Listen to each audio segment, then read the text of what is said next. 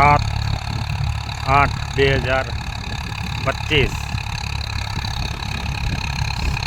5 વાગ્યાની આજુબાજુ ઊભી માંડવીમાં રોટાવીટર ચરમી જેવો રોગ આવી ગયો છે. કાંઈ નહીં.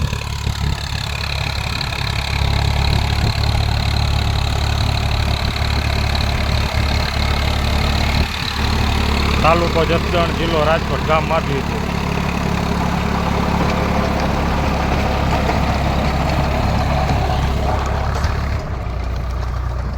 આ માંડવીમાંથી કાયદેસર અંતરો.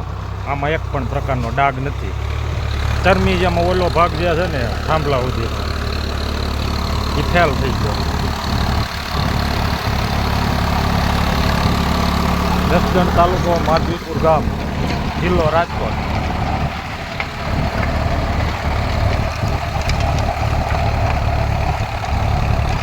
અહીંથી અહીંયા લગન ઘેરો ફેલ થઈ ગયો થાંભલા સુધી.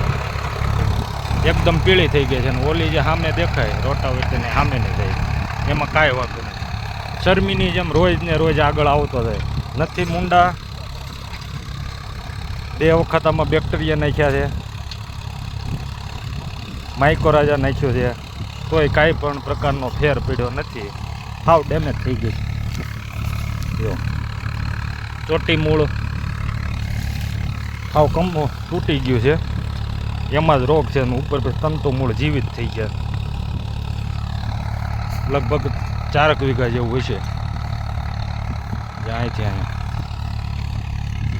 ખેડૂતોની માઠી દિશા છે. અમારા વિસ્તારમાં આવો રોગ બહુ છે.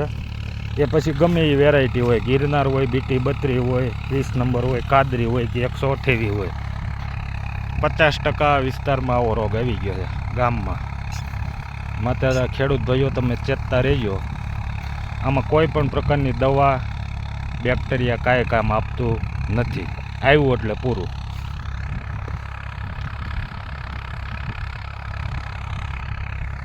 ખેડૂતોને રાતા પાણીએ રોવાનો વારો આવ્યો. એકનું એક ખેતર, એકનું એક ધણી, એકનું એક બિયારણ. અહીંયા કાંઈ વાંધો નથી.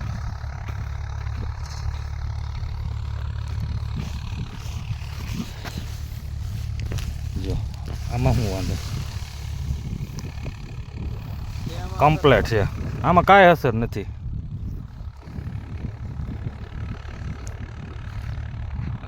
ખેડૂત છે હરેશભાઈ કાકડિયા. આ ખેડૂતની મોજ હો ભાઈઓ તો. આ ખેડૂત જ સહન કરી શકે. કોઈના બાપની તેવડ નથી. વેપાર મારા દીકરા કે મંદી આવી, આમ થયું તેમ થયું. આ તમારા બાપા ખેડૂત દાંત કાઢી શકે, બીજાનું કામ નહીં. જય જવાન, જય કિસાન.